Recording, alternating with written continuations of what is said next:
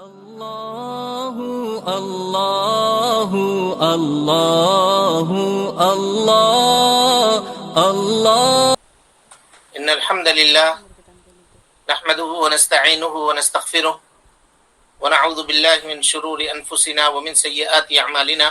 من يهده الله فلا مضل له ومن يضلل فلا هادي له وأشهد أن لا إله إلا الله وحده لا شريك له وأشهد أن محمدا عبده ورسوله. أما بعد فإن خير الحديث كتاب الله وخير الهدي هدي محمد صلى الله عليه وسلم وشر الأمور محدثاتها وكل محدثة بدعة وكل بدعة ضلالة وكل ضلالة في النار. محترم حاضرین، سامعین و سامعات، ناظرین و ناظرات، اصول ثلاثہ کے اس درس میں آپ تمام حضرات کا خیر مقدم ہے. اللہ رب العالمین ہمارے اور آپ کے مل بیٹھنے کو قبول فرمائے. علم دین سیکھنے، اس کے مطابق عمل کرنے، اس کی دعوت عام کرنے اور اس راستے میں آنے والی مصیبتوں کے اوپر اللہ رب العالمین ہمیں اور آپ کو صبر کی توفیق نصیب فرمائے.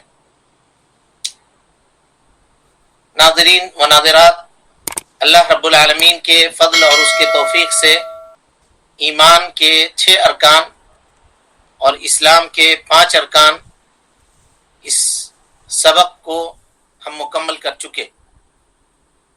آج سے ایک نئے سبق میں ہم داخل ہو رہے ہیں جو دین کے 3 مراتب میں سے تیسرا اور آخری مرتبہ ہے، اور مرتبے کے اعتبار سے یہ مرتبہ سب سے بلند اور سب سے افضل مقام اور مرتبہ ہے جو ایک بندہ مومن کو حاصل ہوتا ہے.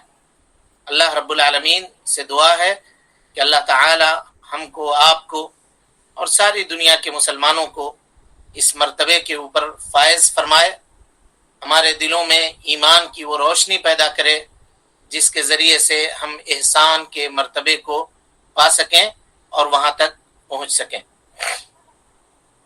دین کے مراتب میں سے سب سے پہلا مرتبہ اسلام ہے، اور اس کے بعد ایمان ہے. اسلام کے 5 ارکان ہیں، ایمان کے 6 ارکان ہیں، اور تیسرا مرتبہ جو ہے وہ احسان ہے. اور احسان کے کتنے ارکان ہیں؟ اس کا صرف ایک رکن ہے، اور وہ رکن کیا ہے وہ اس کی تفصیل آپ کے سامنے آئے گی. تو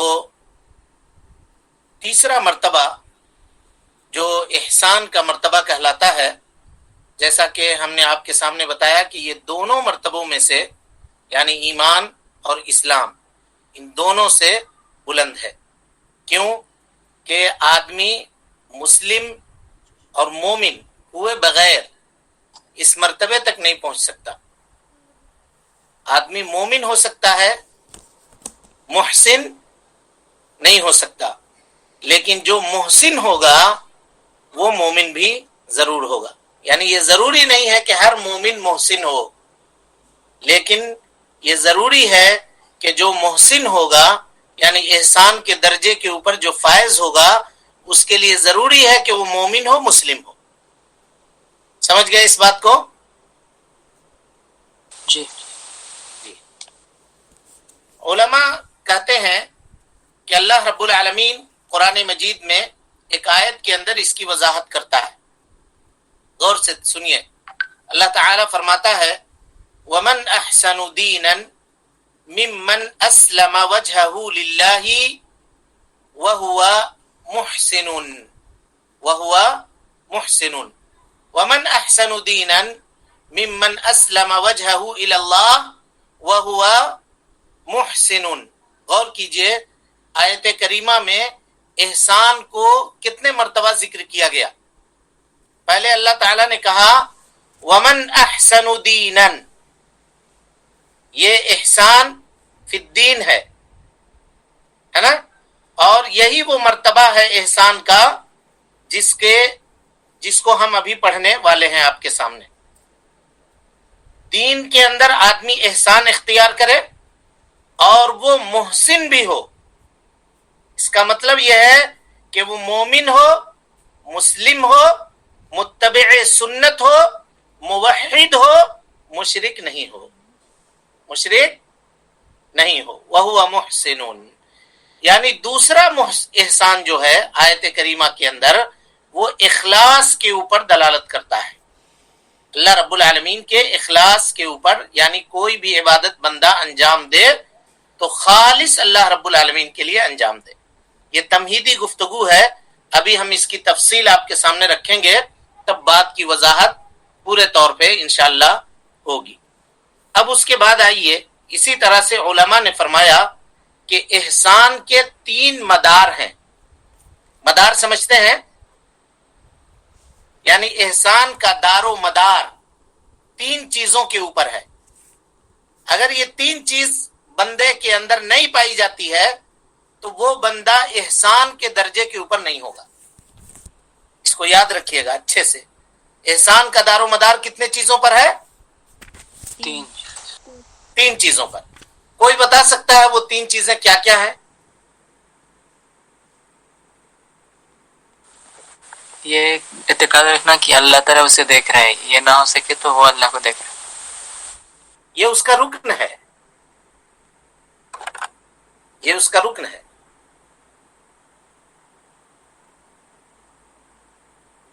اور کوئی؟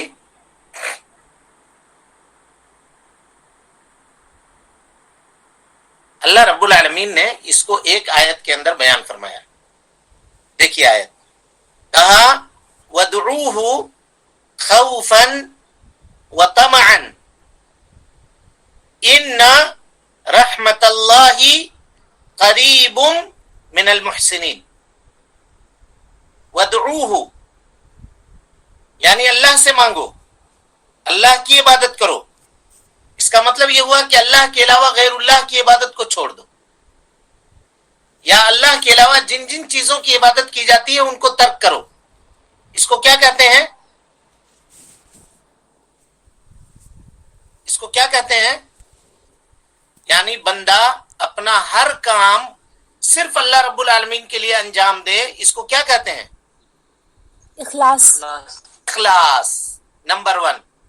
یہ پہلا مدار ہے یا دار و مدار ہے، یا کہیے کہ احسان کی عمارت جو ہے وہ 3 پیلروں کے اوپر کھڑی ہے. احسان کی عمارت 3 پیلروں کے اوپر کھڑی ہے، 3 کھمبوں کے اوپر کھڑی ہے. پہلا کھمبا اخلاص ہے. اس کو اللہ رب العالمین نے بیان کیا وَادْعُوهُ یعنی لا تدعو غیرہ، اللہ کے علاوہ کسی دوسرے کو مت پکارو، کسی دوسرے کی عبادت مت کرو، کسی دوسرے کے سامنے جھکو نہیں، کسی دوسرے سے اپنی آرزو وابستہ نہیں رکھو. یہ ساری چیزیں اس کے اندر داخل ہو گئی. تو اگر آدمی اپنے تمام اعمال کو اللہ رب العالمین کے لیے انجام دیتا ہے تو شریعت کی اصطلاح میں اس کو کیا کہا جاتا ہے؟ اخلاص.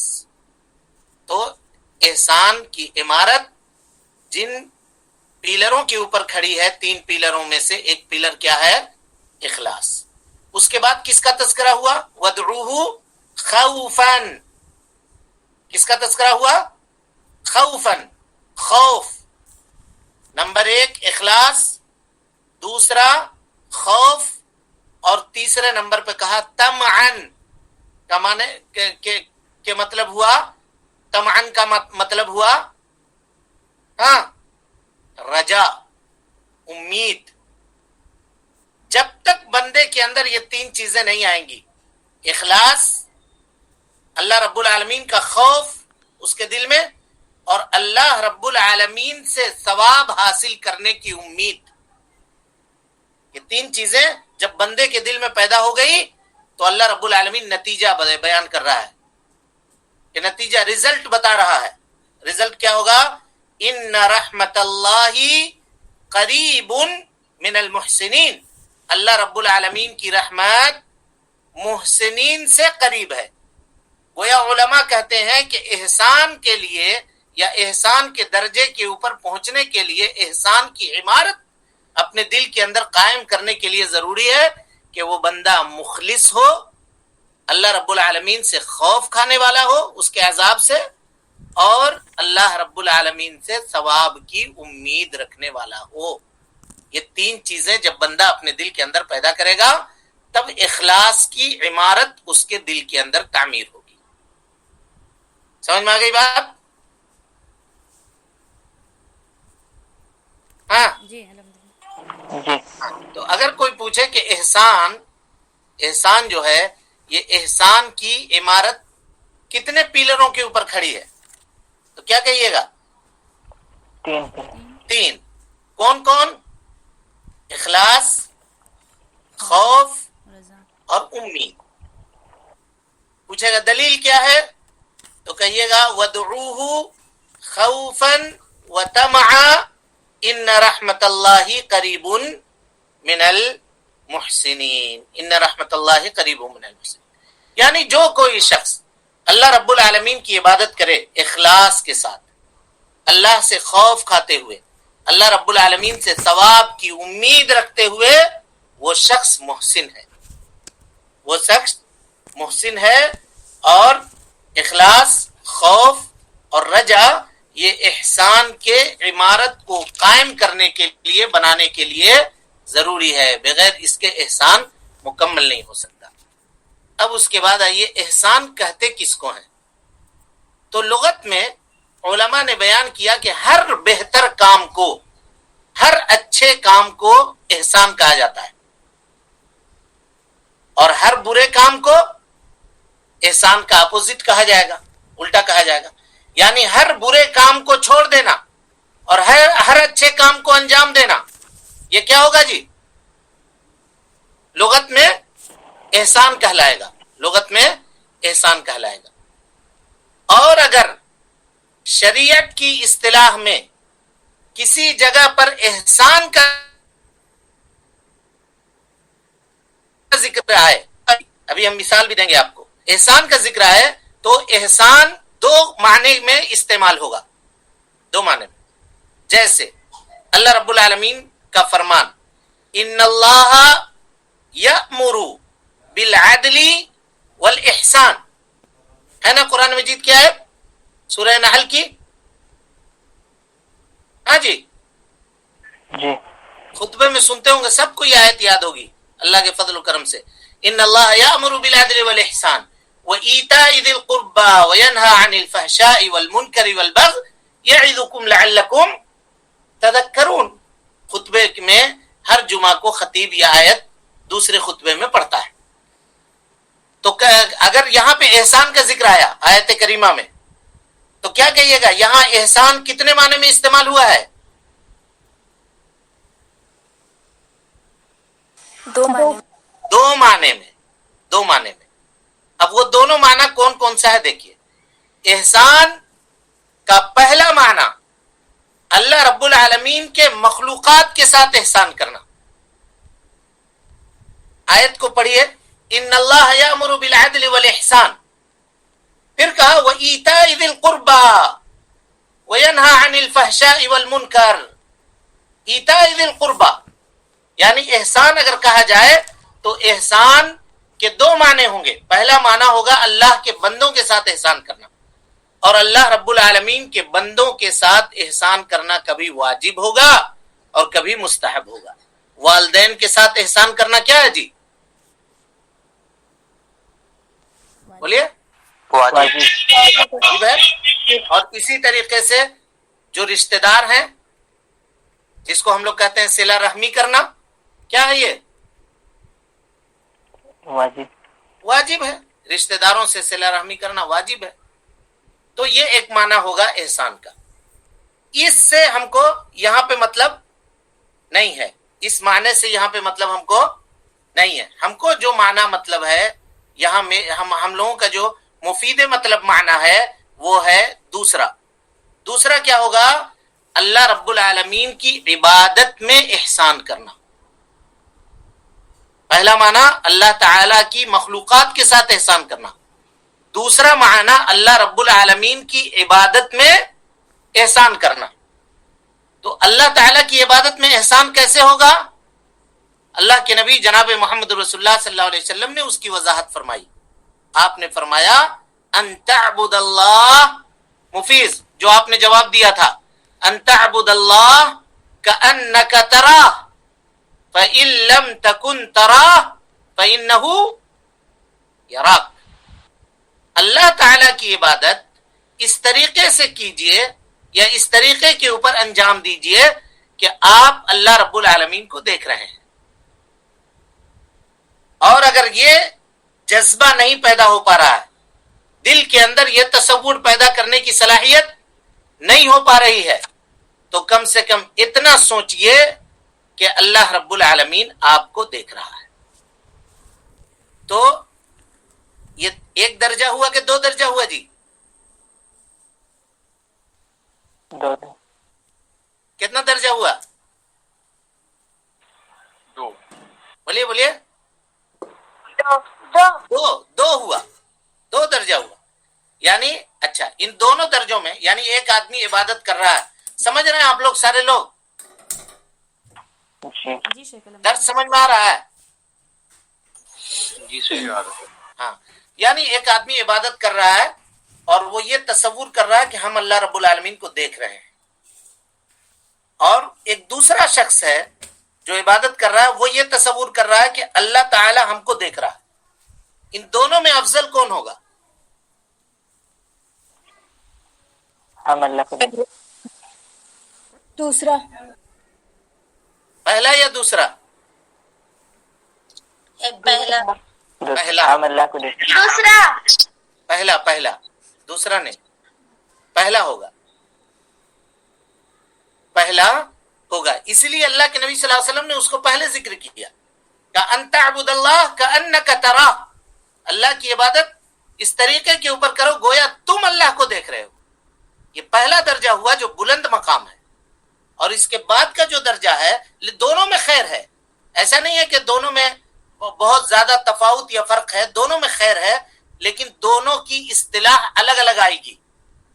ابھی آپ کے سامنے گفتگو آ رہی ہے، بات آ رہی ہے. تو مطلب یہ ہوا کہ احسان کے دو درجات ہیں. پہلا درجہ احسان فی العبادہ، یعنی اللہ رب العالمین کی عبادت میں احسان کرنا، اس کے دو درجے ہیں. پہلا درجہ یہ ہے کہ آدمی یہ تصور کرے کہ وہ اللہ تعالیٰ کو دیکھ رہا ہے، اور دوسرا درجہ یہ ہے کہ وہ یہ تصور کرے کہ اللہ تعالیٰ اس کو دیکھ رہا ہے عبادت میں. پہلا درجہ یہ فضیلت کے اعتبار سے بڑھا ہوا ہے دوسرے درجے کے مقابلے میں، اور اس عبادت کو یعنی پہلے درجے کے طریقے کے اوپر عبادت کرنے کو علماء کہتے ہیں عبادت طلب اور شوق. یہ شوق کی عبادت ہوگی، بے چین ہوگا آدمی عبادت کرنے کے لیے، کیونکہ اللہ رب العالمین کی محبت، اللہ رب العالمین کی عظمت، اس کی کبریائی، اس کی بزرگی اس کے دل کے اندر اس طرح سے پیوست ہو گئی ہے کہ اللہ رب العالمین کو یعنی اللہ رب العالمین کی عبادت کیے بغیر اس کو چین اور سکون حاصل نہیں ہے، بغیر اس کے وہ رہ نہیں سکتا. اور یہی درجہ سلف صالحین کو حاصل تھا. اللہ اکبر، غور کیجئے آپ، اگر کسی کی نماز میں تکبیر اولا اگر چھوٹ جاتی تھی، تکبیر اولا کہتے ہیں جیسے جس کو امام پہلی مرتبہ تکبیر کہتا ہے اللہ اکبر کہہ کے جو نماز شروع کرتا ہے، اگر کسی شخص کی یہ پہلی تکبیر چھوٹ جاتی تھی تو اس کو اتنا افسوس ہوتا تھا کہ وہ آدمی بیمار ہو جاتا تھا. لوگ جاتے تھے اس کی عیادت کرنے کے لیے، لوگ اس کی عیادت کرنے کے لیے جاتے تھے، اور عیادت کرنے کے لیے اس کو جانا پڑتا تھا.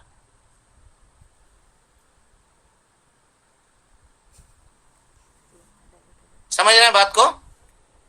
جی. کچھ کوئی ایڈمن ہے جی، کچھ گڑبڑ ہو رہا ہے اس میں، لے آؤٹ چینج ہو رہا ہے کچھ؟ نہیں، کسی نے اسکرین شیئر کر دیا تھا. اچھا، وہ اسکرین شیئر ہوا.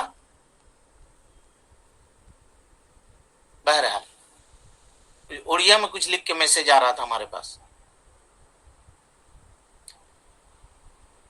خیر، تو بات کہاں تھی، کس جگہ پر؟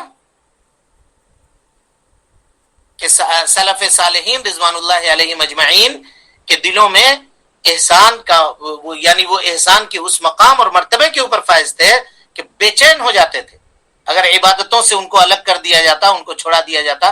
کھانا پینا ملے یا نہ ملے اس سے مطلب نہیں ہے، لیکن اگر کسی کو سخت سزا دینی ہو تو اس کو عبادت سے روک دیجئے، وہ اس کے لیے کچھ بھی کرنے کو تیار ہو جائے. اللہ رب العالمین ایمان کے اس مقام اور مرتبے کے اوپر ہم کو اور آپ کو فائز کرے. اسی کو کہتے ہیں عبادت طلب اور عبادت شوق. انسان عبادت کرنے کے لیے جب یہ کیفیت اس کے دل میں پیدا ہو جاتی ہے تو اپنے اندر وہ عجیب کیفیت محسوس کرتا ہے، گویا وہ اللہ رب العالمین کا محبوب ترین بندہ ہے، اللہ تعالیٰ کے مراقبے میں ہے، اللہ رب العالمین اس کو دیکھ رہا ہے اور وہ یہ تصور کر رہا ہے کہ وہ اللہ رب العالمین کو دیکھ رہا ہے. کوئی بھی عمل وہ کرتا ہے تو اس کے دل کے اندر یہ خیال پیدا ہوتا ہے کہ وہ اللہ تعالیٰ کو دیکھ رہا ہے نا. اور یہ وہ مرتبہ ہے جو اللہ رب العالمین کے خالص بندوں کو حاصل ہوتا ہے، خالص بندوں کو حاصل ہوتا ہے. ہم نے یہ جملہ آپ کو کہا کہ خالص بندوں کو حاصل ہوتا ہے تو کوئی آدمی یہ نہ تصور کرے اور یہ نہ سوچے کہ ہم کو تو یہ مل ہی نہیں سکتا. ایسا نہیں ہے، ایسا نہیں ہے. اگر آدمی کوشش کرے، اگر آدمی اپنی تربیت کرے اس بنیاد کے اوپر، تو تربیت کرتے کرتے اپنے نفس کی تربیت کرتے کرتے اللہ رب العالمین کے فضل اور اس کے توفیق سے وہ اس درجے کو پا سکتا ہے نا. اپنے دل کے اندر اخلاص کو پیدا کرے، خوف پیدا کرے، رجا پیدا کرے، اللہ رب العالمین کی مراقبت کا یعنی وہ اللہ تعالیٰ کو دیکھ رہا ہے یہ احساس پیدا کرے، اپنے دل کے ساتھ لڑائی کرے ہے نا. دل کے اپنے خواہشات نفسانی کے ان برے خواہشات کو کچل ڈالے، اپنے آپ سے مجاہدہ کرے، تو اس کو ایک قلبی سکون اور قلبی اطمینان اس کو حاصل ہوگا جب وہ عبادت کو انجام دے گا. اور جب تک عبادت کو انجام نہیں دے گا تب تک اس کے دل کے اندر بے چینی کی کیفیت پیدا ہوتی رہے گی اور وہ آدمی پریشان ہوگا، بے چین ہوگا. جب کسی بندے کے اندر احسان کا یہ درجہ پایا جاتا ہے تو اس کو دو فائدے حاصل ہوتے ہیں. کتنے فائدے حاصل ہوتے ہیں؟ بولیے. دو فائدے حاصل ہوتے ہیں. سب سے پہلا فائدہ یہ حاصل ہوتا ہے کہ وہ بندہ اخلاص کے کمال کو پہنچ جاتا ہے، اخلاص کے کمال کو پہنچ جاتا ہے. اب آپ کہیے گا ابھی آپ کہہ رہے تھے کہ اخلاص تو اس کا پلر ہے، تو دیکھیے احسان تک پہنچنے کا جو راستہ ہے وہ اخلاص ہے، لیکن جیسے آپ اخلاص کے ذریعے سے احسان پر پہنچ گئے تو اخلاص وہاں مکمل ہو گیا، تمام ہو گیا. سمجھ میں آئی بات؟ یعنی راستہ ہے اخلاص جس پر چل کر کے آپ احسان تک پہنچ سکتے ہیں. اور جیسے احسان کے درجے کے اوپر فائز ہوئے، دل کے اندر یہ کیفیت پیدا ہو گئی کہ اللہ رب العالمین کو آپ دیکھ رہے ہیں عبادت کرنے وقت، تو سمجھیے کہ آپ اخلاص کے سب سے کمال اور اونچے درجے کے اوپر فائز ہیں، اونچے درجے کے اوپر فائز ہیں. سمجھ میں آ رہی بات؟ کیونکہ جو آدمی یہ تصور کرے کہ ہم اللہ تعالیٰ کو دیکھ رہے ہیں وہ اپنا کوئی بھی عمل کسی غیر کے لیے کرے گا؟ جی نہیں کرے گا کبھی نہیں. ابھی آپ تصور کیجئے، تصور ایک بات آپ کو بتا رہا ہوں، مثال کے طور پہ سب کے ساتھ ہوتا ہے. کہیں آپ نماز پڑھ رہے ہیں، آپ کو کوئی دیکھ رہا ہے غور سے، حالانکہ یہ ریا ہے، شرک ہے. ہاں جی اصغر ہے، اور کبھی کبھی یہ اکبر بھی ہو جاتا ہے. شرک اصغر ہے لیکن کبھی کبھی اکبر بھی ہو جاتا ہے. اگر اسی کے لیے یہ کام کر رہے ہیں تو شرک اکبر. کوئی آدمی ہے جو کسی کو نمازیوں کو نوازتا ہے، کچھ عطا کرتا ہے، کچھ دیتا ہے اپنے طرف سے. تو آج پتا چلا کہ فلاں مسجد میں وہ نماز پڑھ رہا ہے، تو کوئی نماز نہیں پڑھتا تھا لیکن آج نہا دھو کے تیار ہو کر کے ٹوپی وپی لگا کر کے پہنچ گئے پہلے ہی صف میں، جا کر کے وہاں بیٹھ گئے تاکہ ہم کو دیکھے گا اور جو حاصل ہونا ہے اس سے حاصل ہو جائے گا. تو اس کو کیا کہیے گا؟ شرک اصغر ہے کہ اکبر ہے؟ شرک اکبر. اس کے لیے آپ پڑھ رہے ہیں نماز، دنیا حاصل کرنے کے لیے نماز پڑھ رہے ہیں. اسی کو اللہ کے نبی صلی اللہ علیہ وسلم نے بیان فرمایا. پوچھا کہ کون آدمی ہے جو اللہ رب العالمین کے راستے میں کوشش کرنے والا؟ کہا کہ وہ آدمی جو اس لیے اللہ رب العالمین کے راستے میں کوشش کرتا ہے کہ لوگ اس کو شجاع کہیں، بہادر کہیں. تو آدمی اللہ کے راستے میں کوشش کرنے والا نہیں ہے. سمجھ میں آ رہی بات؟ حدیث کو، مسلم کی اس روایت کو اپنے ذہن میں تازہ کیجئے. تو گویا اگر یہ کیفیت بندے کے دل میں پیدا ہو گئی تو وہ اخلاص کے سب سے بلند مقام کے اوپر فائز ہو گیا. اب اس کے دل کے اندر اخلاص مکمل ہو گیا. کہتے ہیں الاخلاص طریق الاحسان، اخلاص احسان تک پہنچنے کا راستہ ہے. والاحسان طریق تمام الاخلاصی، اور احسان جو ہے یہ اخلاص کو مکمل کرنے کا طریقہ ہے. پہنچے تو وہاں اخلاص مکمل ہو گیا.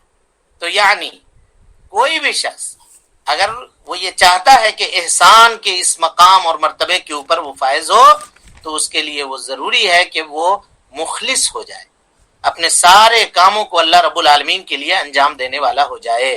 اللہ کے علاوہ دوسرے کو راضی اور خوش کرنے کا جو جذبہ انسان کے دل کے اندر ہے اس کو نکال کر کے باہر پھینک دے.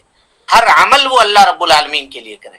ہر کسی سے محبت کرے تو اللہ کے لیے، عداوت کرے تو اللہ رب العالمین کے لیے، اسی طریقے سے عبادت کرے تو اللہ کے لیے کرے. اسی کو عبداللہ ابن عباس کی روایت میں مسلم شریف کے اندر بیان کیا گیا.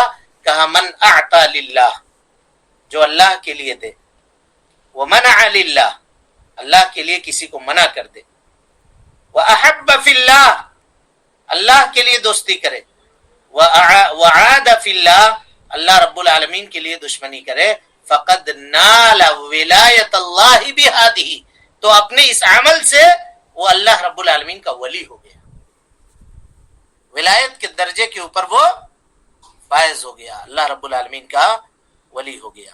سمجھ میں آ گئی بات؟ جی. اور جو احسان کے اس درجے کے اوپر فائز ہو جائے گا، اب اس کے کبھی بھی کوئی عمل ایسا صادر نہیں ہوگا اللہ کے فضل اور اس کے توفیق سے جس کے اندر شرک کی ملاوٹ ہوگی، ریاکاری کی ملاوٹ ہوگی. یہ پہلی چیز اخلاص حاصل ہوتا ہے احسان کے اس مرتبے کے اوپر فائز ہونے سے. دوسری چیز جو حاصل ہوتی ہے وہ ہے عبادت کے اندر پختگی آتی ہے، عبادت کرنے میں جی لگتا ہے. اب آپ تصور کیجئے نا، دنیا کے چھوٹے سے فائدے کو حاصل کرنے کے لیے جب آدمی اپنے سجدے کو لمبا کر دیتا ہے، دنیا کے چھوٹے سے فائدے کو حاصل کرنے کے لیے جب نماز میں قرات لمبی کر دی جاتی ہے، دنیا کے چھوٹے سے فائدے کو حاصل کرنے کے لیے کسی سے تعریف سننے کے لیے جب آدمی دیر تک سجدہ کر سکتا ہے، تو اللہ رب العالمین کو راضی کرنے کا جذبہ جس کے دل کے اندر پیدا ہو جائے تو اس کی نماز کا کیا پوچھنا، پھر اس کی عبادتوں کا کیا پوچھنا، اس کے معاملات کا کیا حال ہوگا، اس کا اندازہ آپ خود لگائیے. کہا کہ جو اللہ رب العالمین کے لیے عبادت کو انجام دے رہا ہے اس تصور کے ساتھ کہ وہ اللہ رب العالمین کو دیکھ رہا ہے، اس کی عبادت مکمل ہوگی اور کامل ہوگی. اس کی عبادت کیا ہوگی؟ مکمل ہوگی، کامل ہوگی. کبھی کوئی معاملہ اس کے دل کے اندر ایسا نہیں آئے گا کہ جس میں ریاکاری کا شائبہ ہو، الا ماشاء اللہ الا من رحم اللہ. اب اس کے بعد آئیے دوسرا درجہ احسان کا، انشاءاللہ العزیز. اب چونکہ بات لمبی ہوگی تو پھر وقت بھی ہو چکا ہے، تو انشاءاللہ اس درجے کے اوپر کل ہم گفتگو کریں گے. آج کے درس میں کوئی بات ایسی ہوئی جو آپ کو نہیں سمجھ میں آئی ہو؟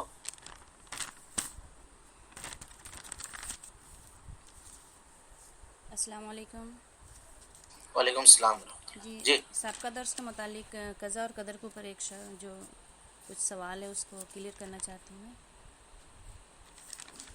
شیخ ایسا ہوتا ہے زندگی کے، یہ سوال پہلے سن لیجئے گا، اگر غیر ضروری لگے تو پھر اس کو درگزر کر دیجئے گا. ٹھیک شیخ ٹھیک ہے، کہیے آپ کہیے. شیخ ایسا ہوتا ہے زندگی کچھ فیصلے ایسے ہوتے ہیں جو طویل مدت تک کے منتظر کے بعد بھی ایسا محسوس ہوتا ہے کہ ایک اصلاح اور ہدایت کا منتظر ہونے کے بعد ایک طویل مدت گزر جاتی ہے، اور پھر اس کے بعد یہ احساس ہوتا ہے کہ یہ فیصلہ غلط ہے. تو پھر اس کے بعد ہمیں کیا کرنا چاہیے؟ قضا اور قدر کے اوپر کیا ہمیں ایمان لاتے ہوئے صبر کا دامن تھامے ہوئے قیامت تک چلنا چاہیے، یا پھر ہمیں کون سا اقدام اٹھانا چاہیے ایسے فیصلے پہ جو اکثریت زندگی میں سامنے آتی ہے، یہ اس طرح کے کیس؟ یا پھر دعا اور تقدیر کا جو کنیکشن ہوتا ہے، جو دعا تقدیر کو تبدیل کرتی ہے، تو یہ کنفیوژن قضا اور قدر کے اوپر میں جو یہ ڈاؤٹ مجھے کلیئر نہیں سمجھ میں آ رہی. سوال نہیں سمجھے ہم آپ کا. یہ ایک پریکٹیکل ایسا ہے کہ اکثریت جو سامنے آتی لوگوں کی زندگی، کچھ مسائل ایسے ہوتے ہیں یا کچھ فیصلے ایسے ہوتے ہیں کہ مطلب اس کا یہ اپنا فیصلہ ہوتا ہے بندے کا. جی، یہ زندگی کچھ فیصلے ایسے ہوتے ہیں جو نہیں، مطلب فیصلہ کس کا ہوتا ہے؟ بندے کا فیصلہ ہوتا ہے. ہاں، مطلب بندے کا فیصلہ. مثال کے طور پہ کوئی کاروبار کرنا چاہتا ہے، نہیں، اس کو آپ ایک مثال، مطلب سوال کو ہم ایک مثال سے بتا رہے ہیں. ازدواج زندگی، جیسے کہ مثال کے طور سے ایک ازدواج زندگی کسی کی چل رہی ہے اور ایک طویل مدت گزر جاتی ہے کہ سامنے والی کی اصلاح یا ہدایت کا مطلب ہو، تو ایک طویل مدت گزر جاتی ہے اس کی، لیکن اینڈنگ میں یہ پتہ چلتا ہے کہ نہیں، اب یہ کوئی لافانی، مطلب اس کا کوئی فائدہ نہیں ہے. تو اس کے بعد سمجھ گئے ہم، سوال سمجھ گئے. دیکھیے نہیں، مسئلہ یہ ہے کہ جیسے کہ کل آپ نے کہا کہ تقدیر پر مجبور ہو کر چلنا بھی یہ بھی غلط ہے، اور قضا اور قدر پر ایمان لانا بھی لازمی ہے ہمارے لیے، ایمان کو کیونکہ مکمل کرتا ہے. تو اب ہم ایسے کنڈیشن پہ کیا کرنا چاہیے ہمیں؟ نہیں، یہ وہ مسئلہ نہیں ہے، یعنی تقدیر کا وہ مسئلہ نہیں ہے جس کو آپ اس کے اوپر لا کر کے فٹ کر رہے ہیں. یہ وہ مسئلہ نہیں ہے جو آپ بتا رہے ہیں ابھی. یعنی ہو سکتا ہے کہ ازدواجی زندگی میں کسی نے کسی کو انتخاب کیا، ایک مثال دے رہا ہوں میں، اور آگے چل کر کے یہ معاملہ ہوا کہ وہ اس کے لیے سویٹیبل نہیں ہوا، یہی کہہ رہے ہیں نا؟ جی، ایگزیکٹلی. یعنی اسی طرح کی بات ہے. جی ہاں، تو اس میں اگر مان لیجئے کہ وہ معاملہ ایسا نہیں ہے کہ کفر کا ہے یا کسی اور شرک کا معاملہ ہے، تو آدمی کو اس میں صبر کرنا چاہیے. دیکھیے، کبھی کبھی ایسا ہوتا ہے کہ اللہ رب العالمین کے راستے میں دعوت دینے کے لیے نا حکمت کی بڑی ضرورت ہوتی ہے، بہت ضرورت ہوتی ہے حکمت کی. اور اگر اس کو جاننا ہے، اس کو سمجھنا ہے اگر، تو سورہ نوح کو تفسیر کے ساتھ ایک مرتبہ پڑھیے. یعنی ایک اولو العزم رسول ہے، اور کہ انا ارسلنا نوحا الى قومه ان انذر قومك من قبل ان ياتيهم عذاب اليم. اولی العزم رسول ہیں. ان کی بے بسی کا اظہار دیکھا آپ نے کیسے کیا اللہ رب العالمین کے سامنے؟ قال انی دعوت قومی لیلا ونہارا. اے اللہ، ہم نے اپنے قوم کو رات دن بلایا. فلم یزدہم دعائی الا فرارا. جتنی مرتبہ دعوت دیا اتنی مرتبہ وہ ہم سے بھاگے. وَإِنِّي كُلَّمَا دَعَوْتُهُمْ، جب ہم نے ان کو بلایا، لِتَغْفِرَ لَهُمْ، تاکہ تو ان کی مغفرت کر دے. یعنی اس میں میرا اپنا کوئی معاملہ نہیں تھا، ہم تو ان کو اس لیے بلاتے تھے کہ انہی کا فائدہ ہو. جَعَلُوا أَصَابِعَهُمْ فِي آذَانِهِمْ، ان لوگوں نے اپنے انگلیوں کو اپنے کانوں میں رکھ لیا. وَاسْتَغْشَوْا ثِيَابَهُمْ، سر کے اوپر کپڑا ڈھک لیا تاکہ ہم ان کو پہچان نہ سکیں، ہماری بات کو وہ نہ سن سکیں. وَأَسَرُّوا، کفر و شرک کے اندر اصرار کیا. وَاسْتَكْبَرُوا، استکباراً، اور تکبر کیا، تکبر میں حد سے آگے بڑھ گئے. پھر حضرت نوح نے تھک ہار کے آپ نے چھوڑا نہیں، کیا کہا پھر؟ ثُمَّ إِنِّي دَعَوْتُهُمْ جِهَارًا، پھر ہم نے سب کو اکٹھے بیٹھا کر کے دعوت دی. پھر بھی نہیں ہارے، نہیں مانے تو کہا ثُمَّ إِنِّي أَسْرَرْتُ لَهُمْ ثُمَّ إِنِّي أَعْلَنْتُ لَهُمْ وَأَسْرَرْتُ لَهُمْ إِسْرَارًا. اور پھر ہم نے تھوڑی اونچی آواز میں ان کو دعوت دی، اعلان کے ساتھ دعوت دیا، پھر آہستے سے ان کے کان میں جا کر کے ایک ایک آدمی سے الگ الگ مل کر کے دعوت دی، دین کی طرف بلایا. سمجھ رہے ہیں؟ اب اس کے بعد مفید مطلب بات آ رہی ہے کہا فَقُلْتُ اسْتَغْفِرُوا رَبَّكُمْ إِنَّهُ كَانَ غَفَّارًا. یہ ترغیب ہے، ترغیب دلائیے معاملے میں. اب کبھی کبھی ایسا ہوتا ہے کہ آدمی کسی مسئلے میں ریجڈ ہو جاتا ہے تو سامنے والا بھی ریجڈ ہو جاتا ہے، وہ بھی اڑ جاتا ہے، اور پھر یہاں آ کر کے معاملہ خراب ہوتا ہے. ایک مرتبہ اگر کوئی بات ہے، چلیے بات ہو گئی، اس کے بعد چھوڑ دی. تھوڑے دن کے بعد پھر کوئی دوسرا اسلوب اختیار کیجئے سمجھانے کا، پھر کچھ دنوں کے بعد کوئی دوسرا اسلوب پھر اختیار کیجئے سمجھانے کا. ہارنا نہیں ہے اتنا جلدی، مایوس نہیں ہونا. بھائی مایوس کون ہوتا ہے؟ مایوس تو کون ہوتا ہے؟ کہا کہ وَيُعَذِّبَ اللَّهُ الْمُنَافِقِينَ وَالْمُنَافِقَاتِ وَالْمُشْرِكِينَ وَالْمُشْرِكَاتِ الظَّانِّينَ بِاللَّهِ ظَنَّ السَّوْءِ. اللہ تعالیٰ مشرکین کو، منافقین کو عذاب اس لیے دے گا کہ وہ اللہ تعالیٰ سے مایوس ہیں، اللہ تعالیٰ سے بدگمان ہیں. نہیں ہونا چاہیے، کبھی بھی مایوس نہیں ہونا چاہیے، اور مایوسی کا دامن کبھی بھی پکڑنا نہیں چاہیے، امید کے دامن کو کبھی بھی چھوڑنا نہیں چاہیے. کوشش کیجیے. لیکن جب آدمی یہ سوچنے پر آ جاتا ہے کہ ہم جو کہہ رہے ہیں میری ہی بات مانی جائے، یہاں معاملہ خراب ہو جاتا ہے. دھیرے دھیرے اسٹیپ بائی اسٹیپ معاملہ حل ہو جائے گا. سمجھ میں آ گئی بات؟ جی الحمد للہ. تقدیر کے باب میں صبر کو کتنا لمبا ہم نے پڑھایا، دیکھا آپ نے؟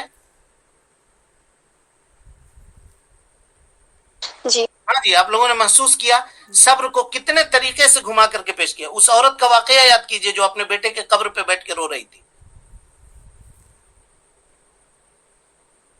ہے یاد ہے حدیث؟ جی پھر اتنا جلدی گھبرانا نہیں چاہیے کسی بھی معاملے سے. بھائی اللہ تعالیٰ کے ہر فیصلے میں اس کے بندے کے لیے خیر ہے، ہر فیصلے میں، لیکن ہارنا نہیں ہے، کوشش کرنی. بھائی 950 سال مدت تک ایک اولی العزم رسول، سوچ لیجیے آپ، ہمارے آپ جیسے آدمی نہیں، اولی العزم من الرسول ہیں وہ. ان کو 950 سال تک قوم کو دعوت دیا. جانوروں کو ایک مرتبہ بلایا تو آ کر کے سوار ہو گئے کشتی کے اوپر. اپنا خود کا بیٹا کو بلاتے رہ گئے، بیٹا آ جاؤ، نہیں آیا بیٹا. تو آپ کیا کہیے گا کہ وہ حضرت نوح علیہ الصلوۃ والسلام خراب تھے؟ ان کو نعوذ باللہ من ذالک، ان کو دعوت دینے کا طریقہ نہیں معلوم تھا؟ معلوم تھا، لیکن قوم آپ کو کیا کہتی تھی؟ ہم آپ کی بات نہیں سن رہے ہیں. اب کیا بات کرتے ہیں؟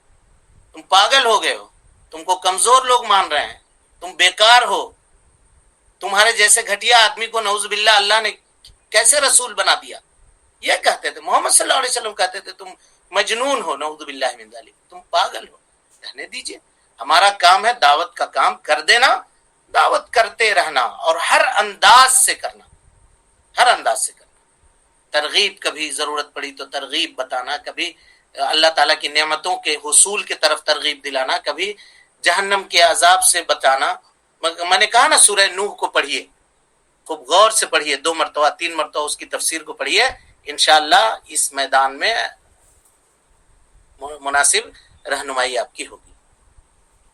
آپ سب لوگوں کے لیے ہے، یہ سارے لوگوں کو، کوئی ایک کا یہ نہیں ہے بھائی، سارے لوگوں کے لیے. آپ لوگ سورہ نوح کو 1 مرتبہ پڑھیے، ٹھیک ہے؟ پھر جی جزاک اللہ خیر سے. چلیے، اقول قولی هذا واستغفر الله لي ولكم ولسائر المسلمين من كل ذنب وخطيئة فاستغفروه انه كان للأوابين غفورا. والسلام علیکم ورحمۃ اللہ وبرکاتہ.